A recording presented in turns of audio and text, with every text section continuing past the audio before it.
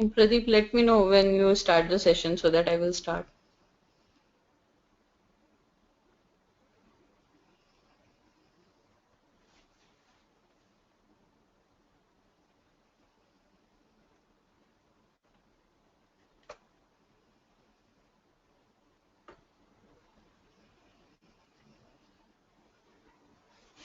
Shall I start, Pradeep?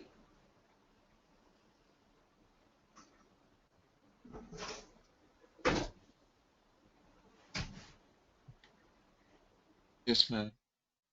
Yes, ma'am. Session is recorded. Okay.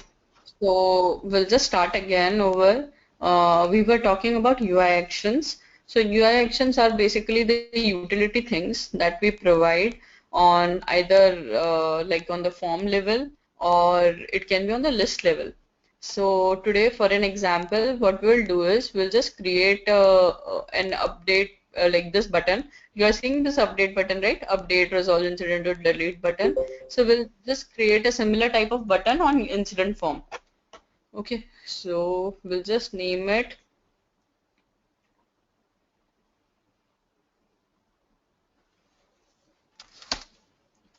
I'm just writing it. Assigned to able. Now, which table we need to have it? It's on incident form. So we need to click the incident table here. What we want is we want a form button, right? So we'll click on form button here. Now action name comes if you want to do something from client side. Since I don't want anything to be done on client side, I will just leave it condition when current dot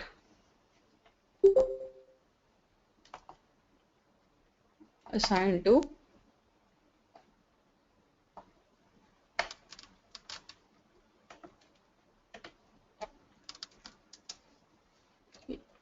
equal to blank.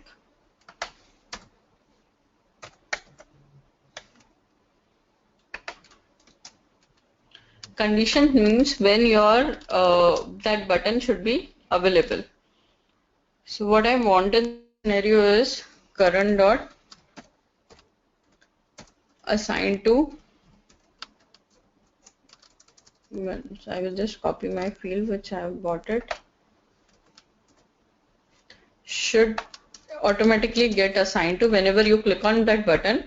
It should go and assign to a user. We'll just select this user. Suppose I wanted to assign to Amelia only. So we'll just copy her SysID there.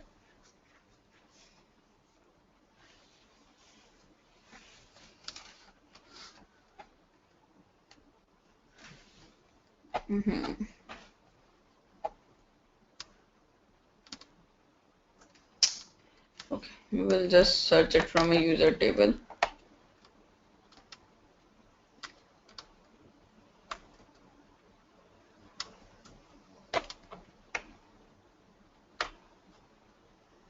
So I will just take any user that is an ITIL role.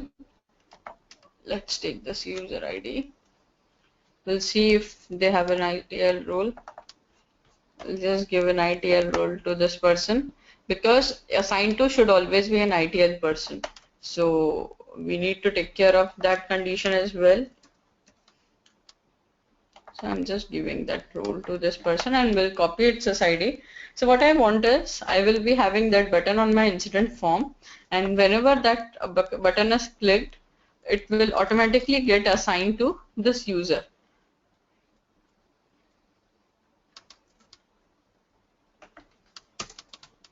Since it is server side, actually UI action is server side as well as client side both. If I click on client button and give an action name, it will work on the client side as well.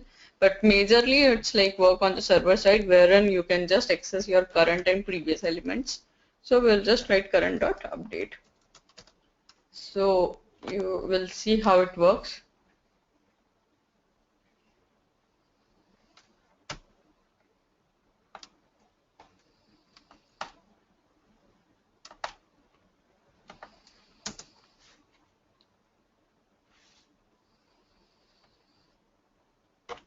Hmm. Just remove this condition as of now.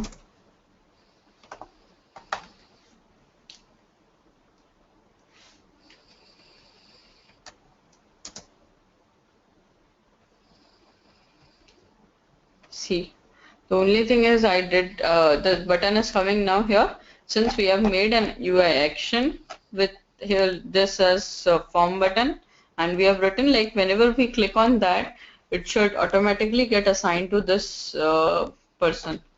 So let's see how it works. Since we have some mandatory fields filled in, it won't allow, so let's just fill the mandatory fields first.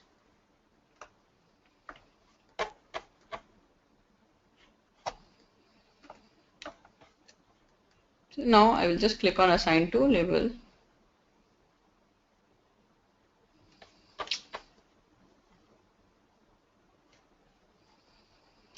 I don't know why it's not working. We'll just open an example. It's been long, I have not worked on a UI action, so we'll just open an example.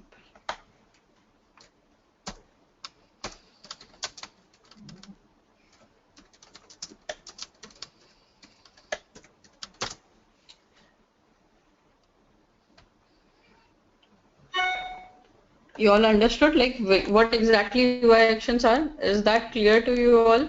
Like these are basically the form things that you can form control things which helps you to see which helps you to regulate your form activities, like when you these are the form buttons, these are the context menu, these are the form links. When you select buttons here, so these are the list banner buttons. When you just right click on your list layout, it has the context menu, list context menu. This thing top is the form context menu when you right click on a form, and when you right click on a list view, it's the list context menu. Then here the list bottom buttons, it are the same thing. When you have a top button and bottom button, it's the same thing. And the below choices which we see are the list choices. So these are the types of UI actions. We'll just see a UI action, a normal UI action. Hmm. Current dot assigned to is equal to, oh, I'm sorry, the only issue I've written is double equal to. We need to assign it, or in assignment only single equal to should be used. So whenever we should click on that incident, it should get assigned to that person. So this is my incident, right? Okay, and assigned to able. I'm just click on this. It went on the other page. Just go and you all see that it got assigned to this person which sys ID we have passed there. So in this way we create we create UI actions. So this is a simple example which we took, but there are other things like for update. Whenever you are doing some changes here and you are clicking on update, it's taking you on the other page. There is a UI action as save. So what it do is save, record and remain on the same page. And here when you click on update, it will always take you to the previous page. So these things are written in the UI action itself. So how you do is, if you want to like stay on the same page, there is a thing called redirect. We'll just see that.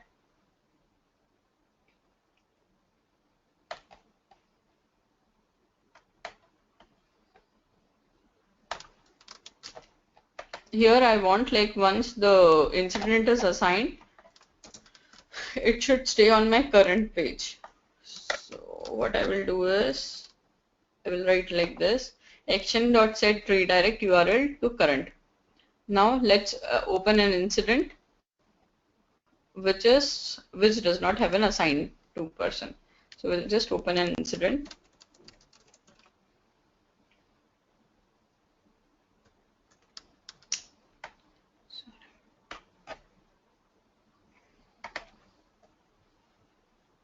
See, this does not have a value of assigned to as of now.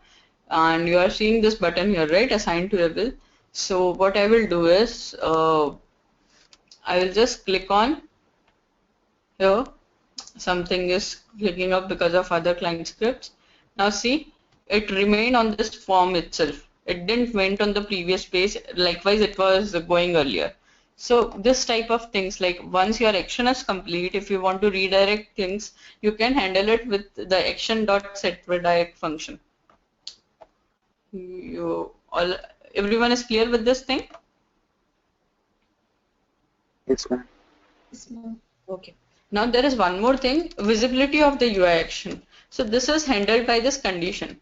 Now suppose I want like my this button should be only visible when my state is new active only, like new or active. So what are my state values for new and active? I need to see that values, right? How can I see it? Configure dictionary.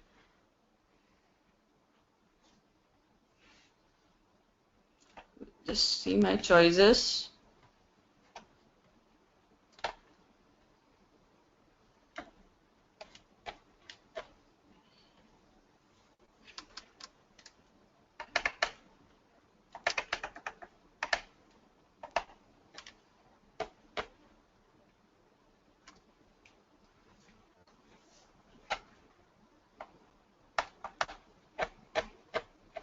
So for new, it's 1, and for active, it's 2. So what I want is my this button should be visible only for 1 or my current dot status.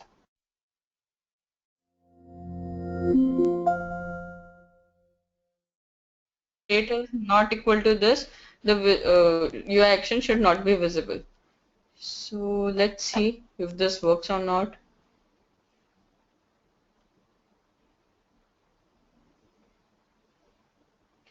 You all are seeing that since this state is like a waiting problem, it's not my 1 or 2 state, so it's not coming here. Now what we can do is we can open any incident which is in new or active. We have so many alerts written. Now we'll open first one, or like let's open this one. Okay. This does not have a assigned to person as well.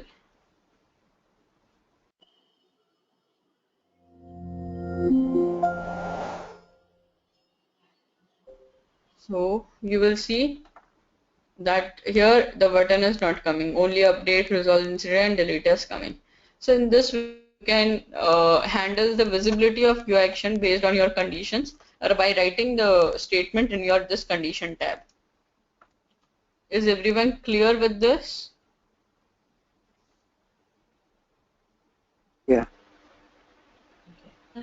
So UI action is basically very easy. It's like you get a requirement. It's very easy to handle. Um, so if everyone is clear with the UI actions, shall we proceed with the next topic? Yes, ma'am. Yes, ma'am.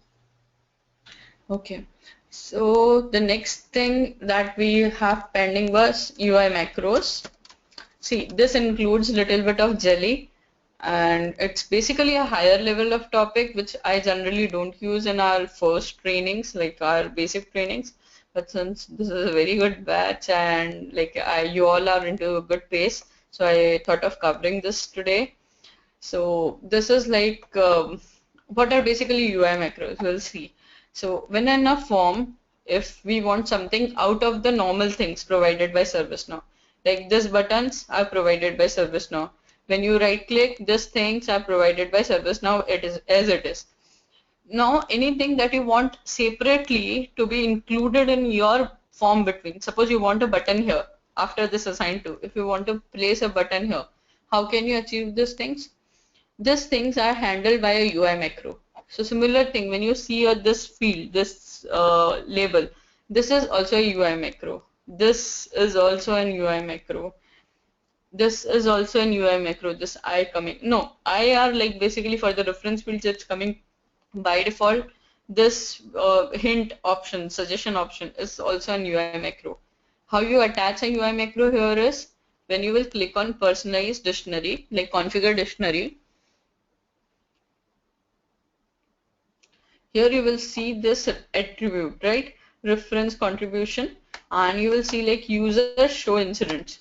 We'll see that do we have this in the list of UI macros?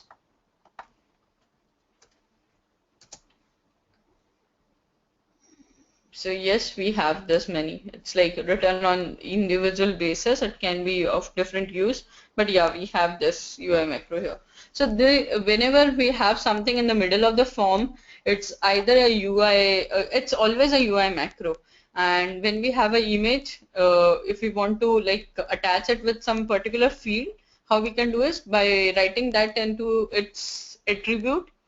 Now, suppose I want to place a UI, here I want to place a button like this. Suppose this assigned to label, I want to place it here.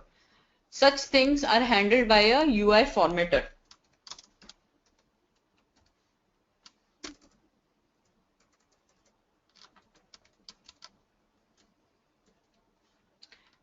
These are formatters. So what we do is we create a formatter. Do we have a formatter on incident table? We'll just search for it. Yeah, we have incident variable editor.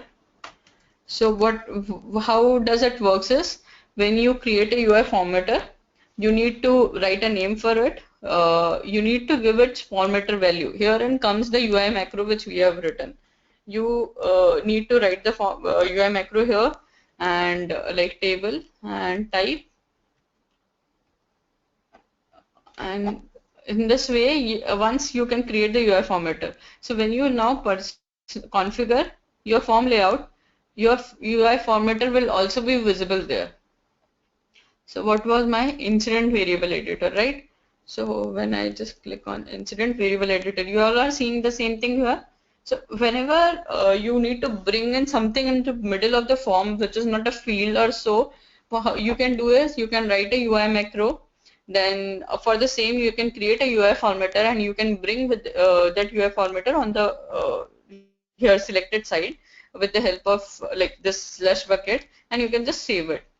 So this way your UI macros work. Now writing a UI macro. So we'll just see a simple UI macro, like writing of a simple UI macro. We'll just take a help of wiki here because the syntax I also don't remember. Now one more thing. You all are seeing this, like this incident is not showing the states, right? There are few forms which shows like the states top here, like how many states it is divided. So these things are taken care by what we call this state formatter. So we'll just see for that if it's coming. Conda state flow.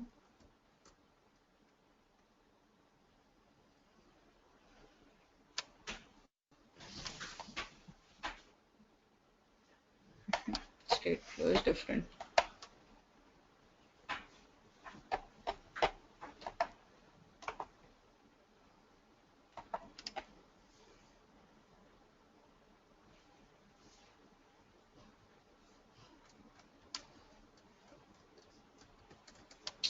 I don't know why it's not coming. Let me search for it for you.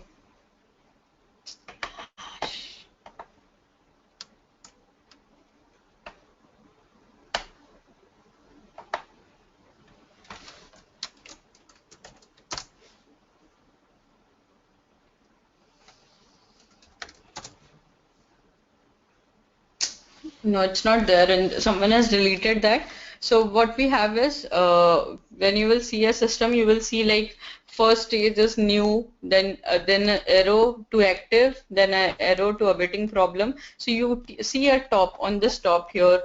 Before the form starts, you see a complete arrow things here, and the one state, like suppose this incident is an active, so that active part will be highlighted. I don't know, someone has deleted this, since this is a demo instance, it has been removed. So I will just look for it, and in our next class or so I will explain like how to do that. So we were writing a normal UI macro.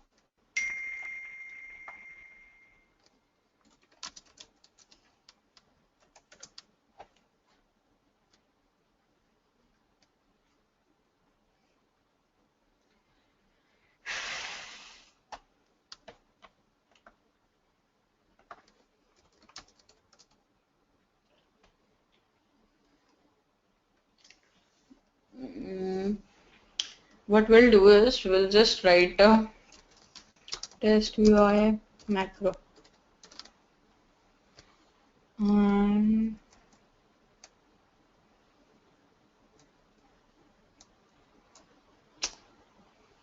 I'm getting an example.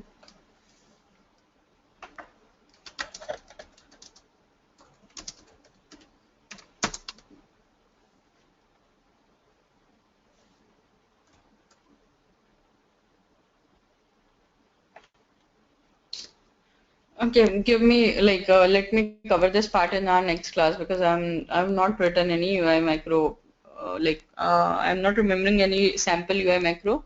So what I will do is I will look into it and will just show you how exactly it works. It's basically a jelly tag wherein we define something.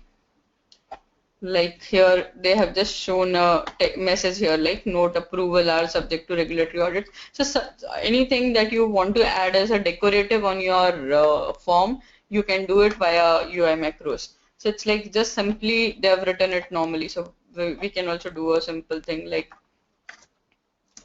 note this is a sample incident UI macro. And we have given its name test UI macro. We can just save it. Now we need to attach this test UI macro to our UI formatter because we need to bring it on the form. So how we can do is we need to create a formatter here. So we'll just create a new formatter, test UI. I need to give the exact name of the UI macro which I've written.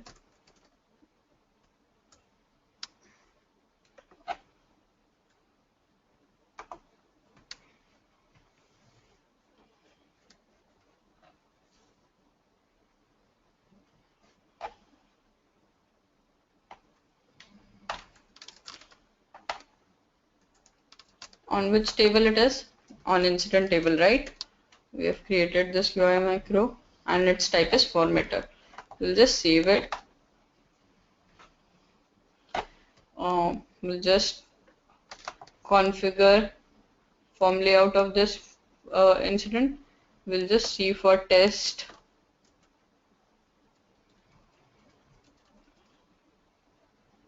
UI formatter is here. We'll just bring it on the top of the form.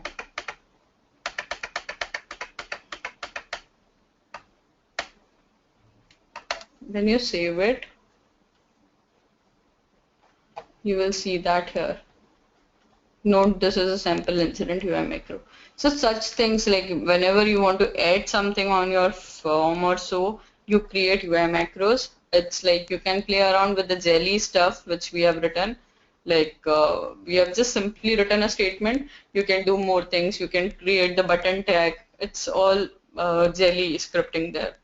So I remember like I've created one button for it. So that button script, then we have to write that button script even if we need to do something on click of that button.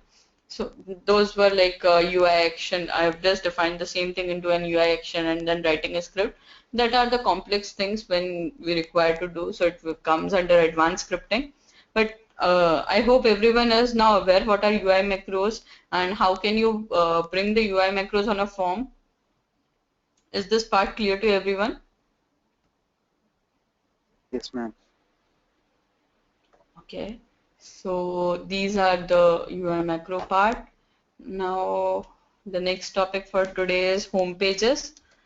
So we already discussed sometime earlier like what are home pages. Like whenever a user logged into the system, the first page they land is the home page. So basically we differentiate many home pages with their role basis. Like we want like all ITL users should see their ITL home page. All admin users should see their admin home page. So we'll just simply see, suppose you have a requirement like you need to change the layout of your ITL homepage, how you can do that. In this way, what you need to do is, suppose you need to add one more gauge here or you want to remove this gauge. You can simply remove it by when you click on normal home page. Like suppose one thing, we'll show you two things here. Now you are going on your home page. I've just clicked, my home page is loading. Just since I've logged in as a system admin, it's showing me system admin. Now I can choose the home page from here. So when I just click on ITL homepage, it will show me the out of box ITL homepage. Now suppose without doing anything, I close this. So, and I close many things like something, I will just remove this. Now this change all becomes my ITL homepage. You all are seeing that a my keyword got attached here itself. So this change will be applicable to only me. It's like any user that is an ITL user will see the normal ITL homepage, the normal changes. So recently we made Amos as the ITL user. We'll just check it with that user, how they are seeing the ITL homepage.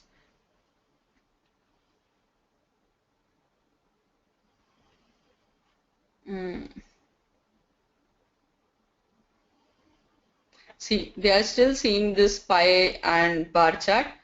Now what we'll do is, if we want to modify and if we want that modification to be embedded for everyone, like everyone who is seeing their homepage, and they want like their homepage should be modified for each and every person, irrespective of their roles and all. So what you will do is, you need to click on Edit ITL homepage, and you need to do the similar thing. You will need to remove this. If you want to remove this even, you can remove this. Now here, suppose I want to add one more gauge. Basically the things which you see on your system are basically reports layout. So how to bring the reports here are, you will find an option gauges. Gauges are basically the reports which you have made them as gauges into a small form which can be bring on the home pages. So suppose we look for a gauge on a task table. So we'll just select task table. Now suppose I want to see my work gauge, wherein like what all the things are assigned, wherein the assigned to is system admin or so, and where I want to add it, I want to add, my work is already there, so we'll search for something else. Suppose open items, I am searching for open items, and I want it to be added here, so we'll just save it. Just this much is okay. You can just close it. You'll see it came here. Now you want to drag it somewhere else, so you can simply drag and drop there. It's like when you are on Edit ITL homepage, it will totally work. And here you will see that this ITL homepage is not changing to my ITL homepage. Okay. Now we'll just again log in with the Amos, and we'll see is this new changes are seen by her or not. So when we'll log in with them, you are seeing now the changes are visible to them. So this is the basic requirement wherein comes of changing the home page and all. So in this way you can like do the changes. So do anyone of you have any doubt till now?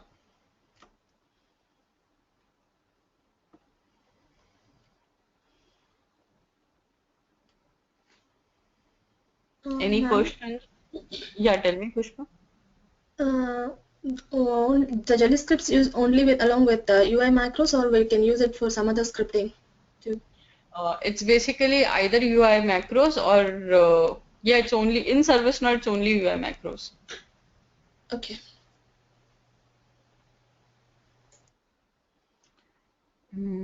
So what I think is I am done with all the topics. Yeah, one topic I missed was when we were doing fields, we have seen the reference fields, right? Like suppose we just make a field as reference and reference it to something like you are seeing this, suppose this assignment group is a type reference, right? Now there is a thing called reference qualifier. That is very important thing that everyone should be aware of. So I forgot this thing. So we'll cover this. Now we'll go on my session test, which we have created initially. Have we created any reference field? Yes. Now, since this is a reference field, right? Now, if suppose while seeing the location, while referring to the location table, I want to filter some data. Like I want to want that end user, like irrespective of anything. Suppose as of now, when you click on this, you are seeing 421 locations, right? Now I don't want like any people to see all 421 locations. I want like they should be able to choose only of city San Diego. Okay, in this scenario, I want like any people should only select only locations which are from this city, not any other city. So such kind of filtering of data to be chosen into a reference field can be handled via reference qualifiers. So how we write a reference qualifier is when you click on configure dictionary, here you will get an option as reference specifications whenever the type is reference. So here, there you will get an option like reference qual conditions. So what I can add is city is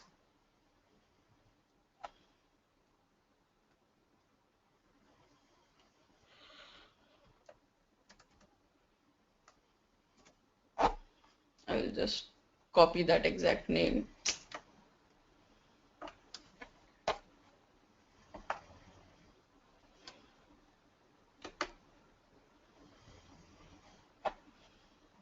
Okay, I'm just like sorry.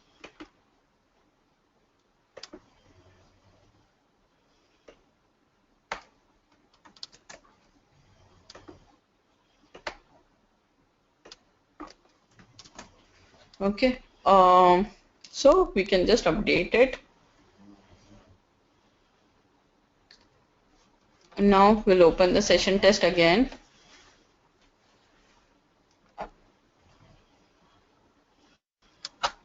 Now when I go on location, it's showing me only 48 values now. And it's showing me only for the values where the city is San Diego.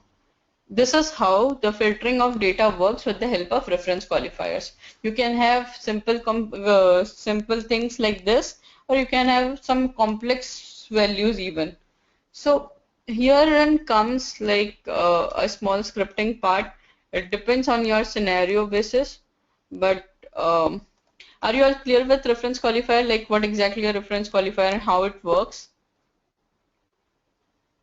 Yes, ma'am. Okay. So this was the only topic which I remember that I have left. Now what I will be doing is I will be sharing with you all a sample like I have over the period of time I have gathered few questions which are asked into admin certification of ServiceNow. So it's like I am having 100 plus like these are the user experiences, so it's the people which have appeared exams, so they have just written whatever they can recall. So there are more than 150 questions which I have made. So what I will ask you all is try to go through them and try to relate to the sessions which we have done and see like how many of are like you can answer and how many things you can remember. If anything we have missed in our class and it has been asked there, we can cover them tomorrow. And I want every one of you to like go through that those all questions so that you can ask me doubts. So we'll be just sharing that just after our class. And any doubts are welcome, like if you have anything, so you can ask this. And then day after tomorrow, we'll meet for the assignments completion. Is everyone clear with this? Yeah. So when do you use the scripts for these reference qualifiers, ma'am? I mean, how do you use and I mean, can you show an example? Sure. Okay. Let me go on incident table. Actually, the thing is, we are using all demo data, right? So here comes the issue. Okay, we'll just try to.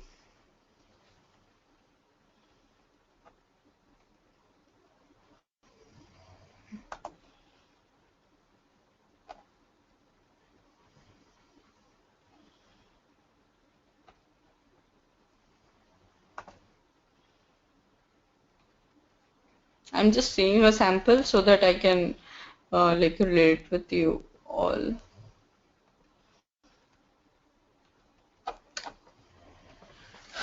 Um, a sample script, right?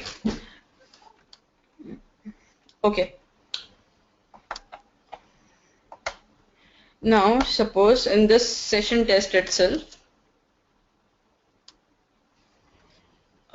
in this record, for my location we already did it. For applications, I want anything that has manufacturer as Dell, class as email server. Okay, there's two conditions. Okay, so either I can do it by simply returning like that, what we did initially, or we can write a script. So how we can write a script? First thing, we need to take the thing what we want. So for that, we'll just go on application table. So what was my requirement? I want like manufacturer is Dell and my what was that?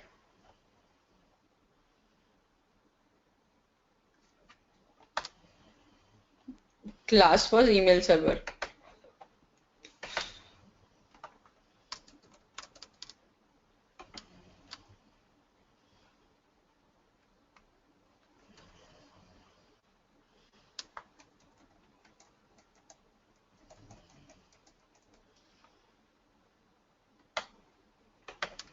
Now it's returning only one result. Okay, we'll just remove this. So let's have only this condition as of now. Class is email server. Now instead of using it as simple reference qualifier, where what we did in earlier case, we'll use an advanced qualifier here. So when you click in here, reference qualifier, there is a type of reference qualifier. Search for it.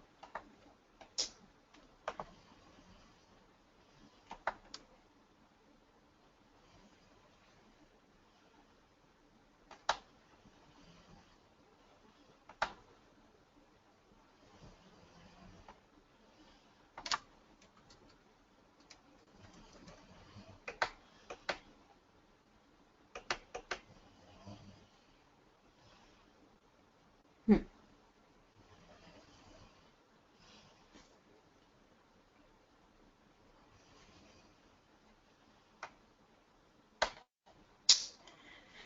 Actually, what we get is there are three types of advanced, default, and dynamic. We get three options here. It's like demo. Do you have a demo instance? Can someone share the link of any demo instance if they have? We'll just see it on there. Someone has just corrupted this. Demo.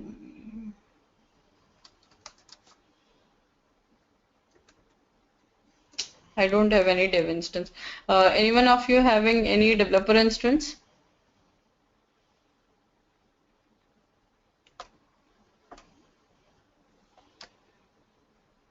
Yes, ma'am, I'm giving mine. Yeah, sure.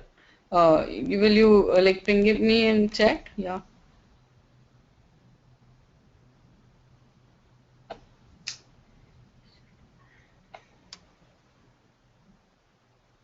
Admin,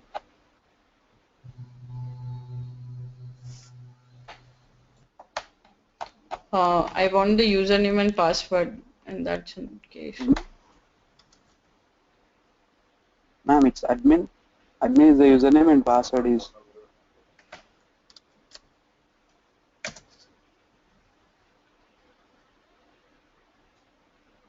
Password is 5463. 5463. Okay.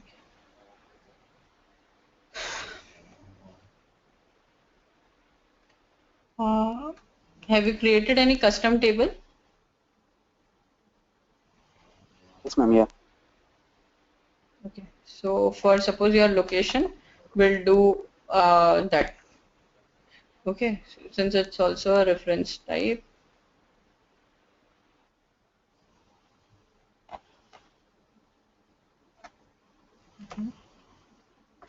Um,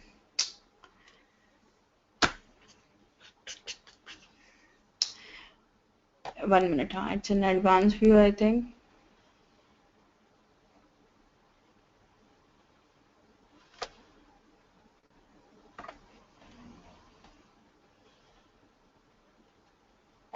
Yeah, this you are seeing it here. Use reference qualifier.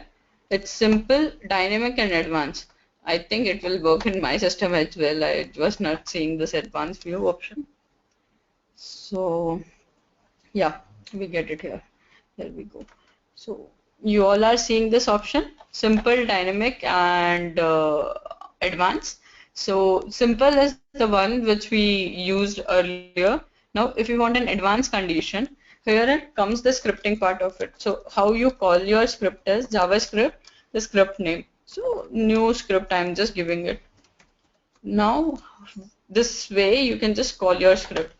Now, how to write the script? We won't save it until unless we write a script.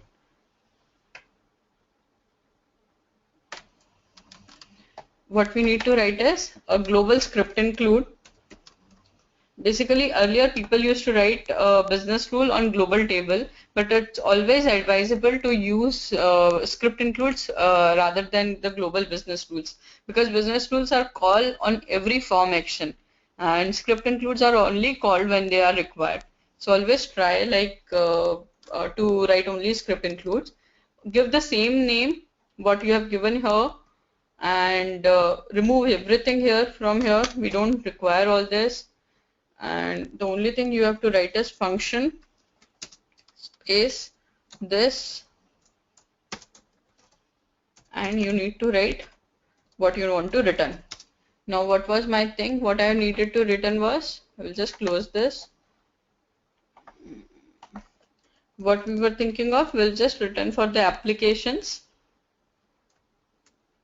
which were having email server, right? Class as email server.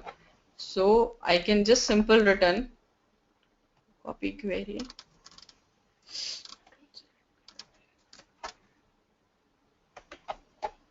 So this way it can like automatically take this. We'll see how it works. We'll just save this script include. We'll just save this reference qualifier which we have written now, and then we'll go on our session test. We'll just click on new. We'll see. Are we seeing? No, it's not working.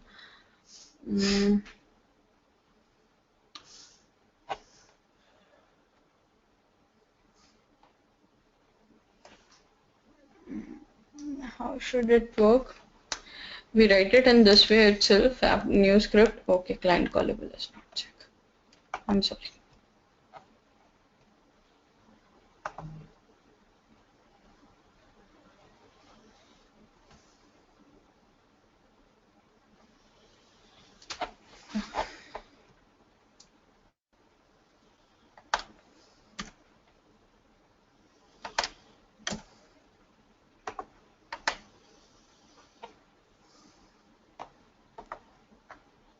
Let me figure it out.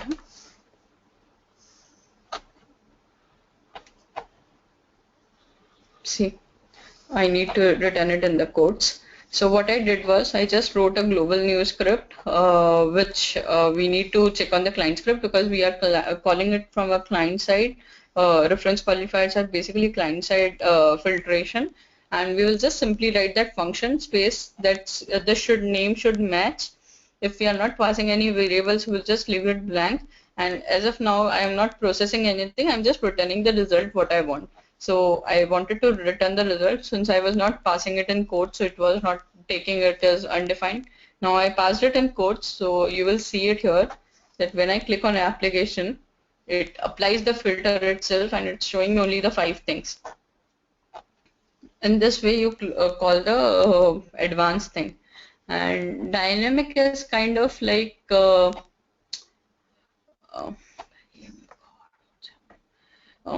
when you want to like assign something to you or your team or something like that, means it's like it's changing always. So when you will select dynamic thing, it's rarely used.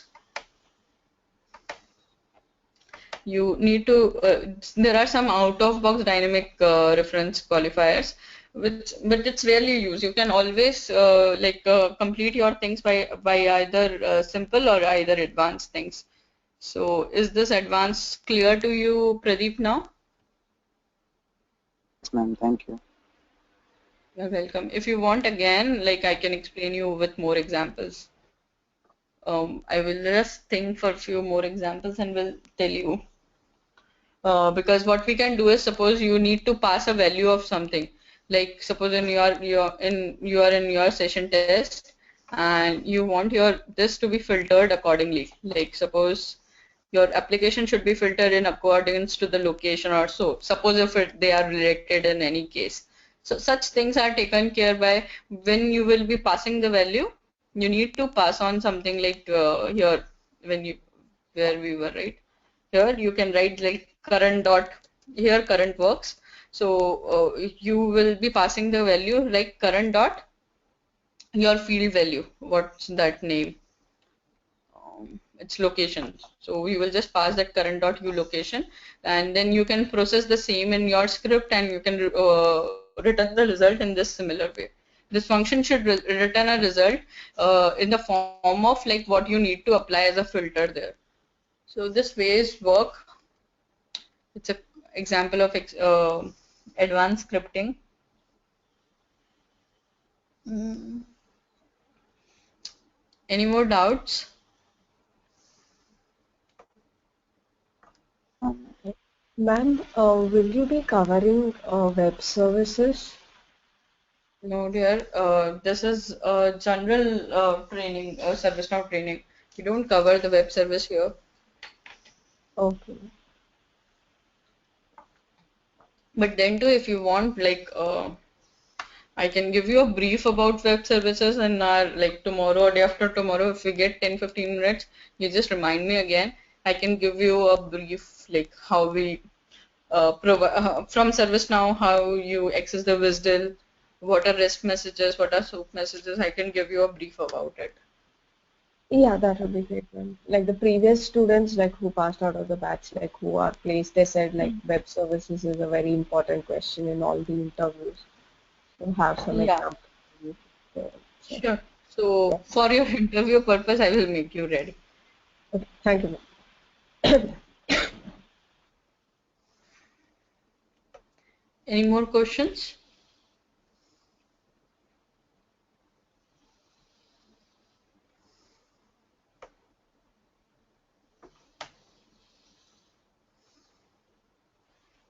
ma'am. Yeah, tell me, Pradeep. Yeah. We imported data using the data load and data source as well, right? Yesterday. Yeah. What is the difference between them? What is the difference between them? Like in both the Uh, cases, like we almost. yeah. You go ahead with your question, then I will explain. Yeah, like in both the cases, we almost did the same thing. So what is the difference between them? That is the question, ma'am. I explained you that yesterday. Like when you are doing only one-time data load, like you don't require doing the same data load again and again. So what you do is you just simply, instead of getting into a headache of creating a data source, import, like scheduling that data source, and so you simply write load data, paste your table, like if you want to create a import set table, or if you want to use the existing table, you just paste your file there and it's done. Like you can define the transform. So it's only if you require only in one time. But there are scenarios then we need to define a data source which is working on daily basis or on like periodically basis, but that needs to be run exactly in the same way it ran today. in some specific time. So every time writing a load data, creating a new thing, everything is not possible, right? So we create a data source and we use that data source again and again.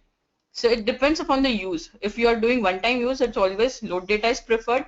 But if there is something that you want to interact with the database, or you want to load something on regular basis, you create a data source. So it's a predefined process wherein it's like you will be carrying out. So every person will be knowing like how the data is coming in your system via that specific data source. Is your answer Yeah, like, have you got your answer?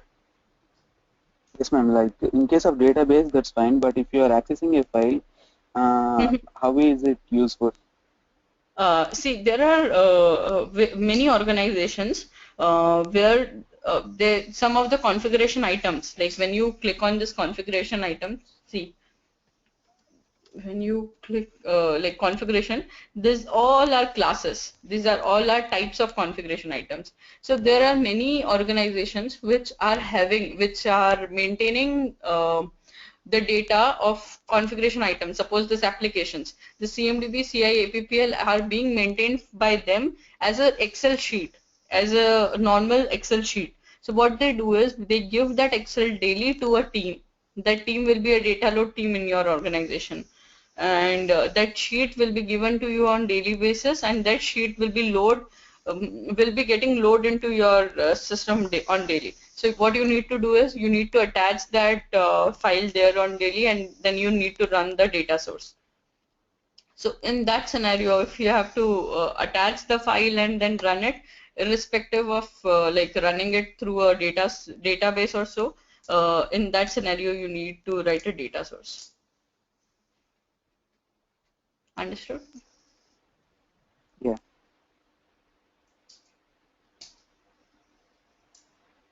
Any more doubts? Ma'am, if in the interview, like they ask, like, what issues did you face while loading data? So, I mean, one we can say maybe the fields were mismatched. Other than that, are there any uh, Um, First instances? thing, it can be like you can say that the file type you have chosen is wrong. Mhm. So it's like instead of XLS format, you have chosen the wrong format. Okay. One can be this. Second can be like see, always .xls and .csv file should only be used. So there are some scenarios there are people who are using this.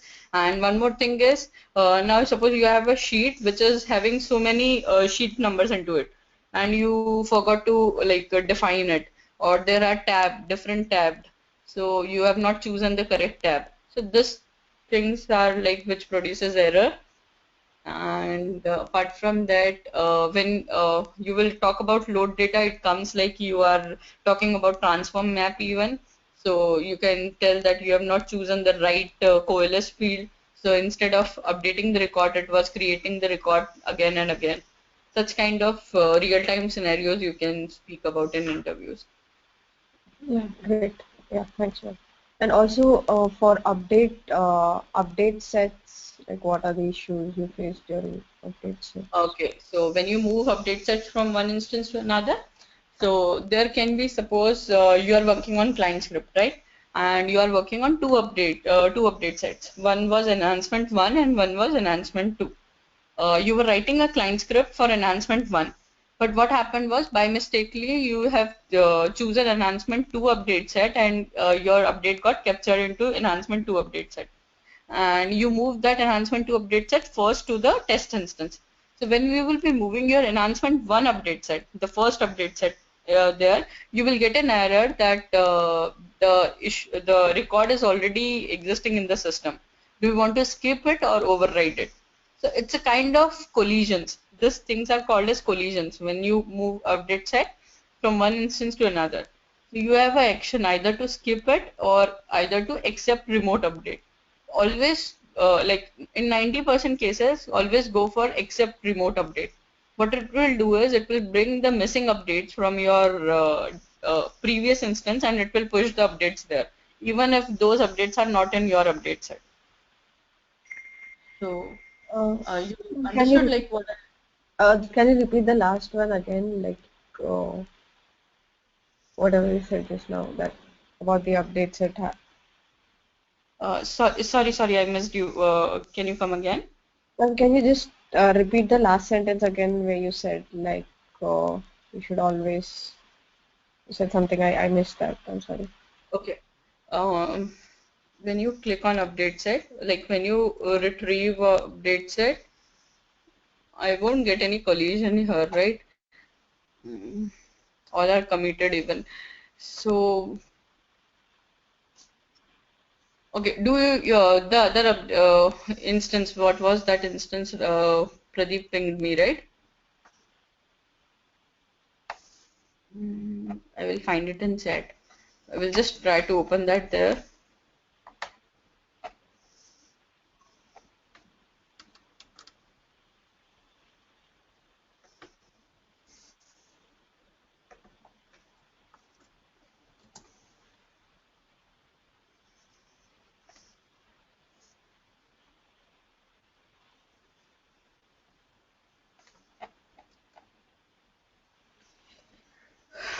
Here, we'll retrieve an update set. Before that, I want to.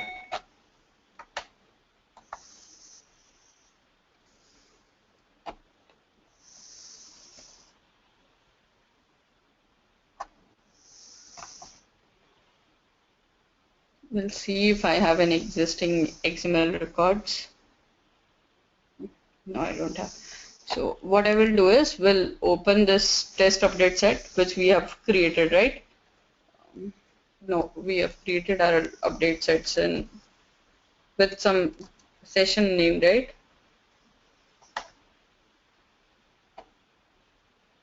Yeah, training test session 1. I will mark it as complete and will export to XML.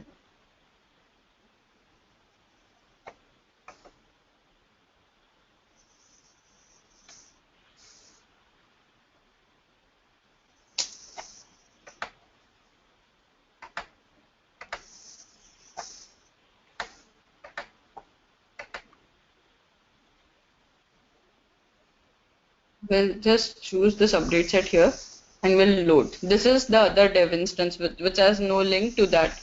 When we'll try to preview it, I think it should throw errors because there are many things that does not exist.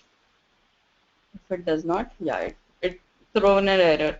So whenever you preview it, there will be an error which you will see. This gives you into this update set preview problems. These things are called as collisions. The errors, warnings, these are the collisions. So when you get these errors, you will get an available action things.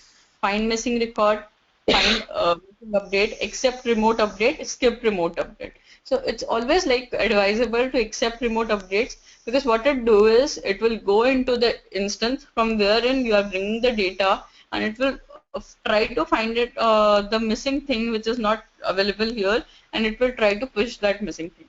So there are many cases which is like it's advisable to go for accept remote update, but it's not a thumb rule. There are things which we need to check before applying the updates.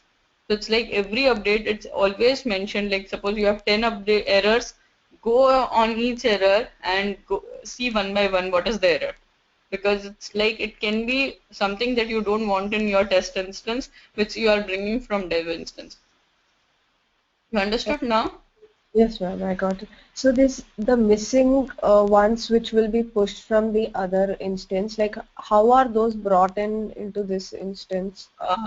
That is like ServiceNow predefined calls. It do a system call and it knows because anyways when you create an update site it has itself an instance URL also, right? So it will this ServiceNow instance can give a call to each other, right? So in that similar way it gives a call and it works out. Okay, ma'am. Thank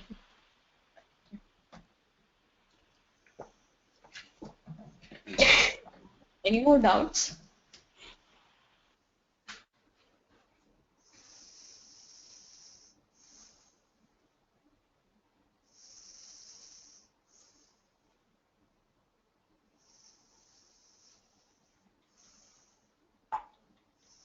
If no one has any doubt, shall we wrap up for today? Okay. Thank you, everyone. Thank you for your time.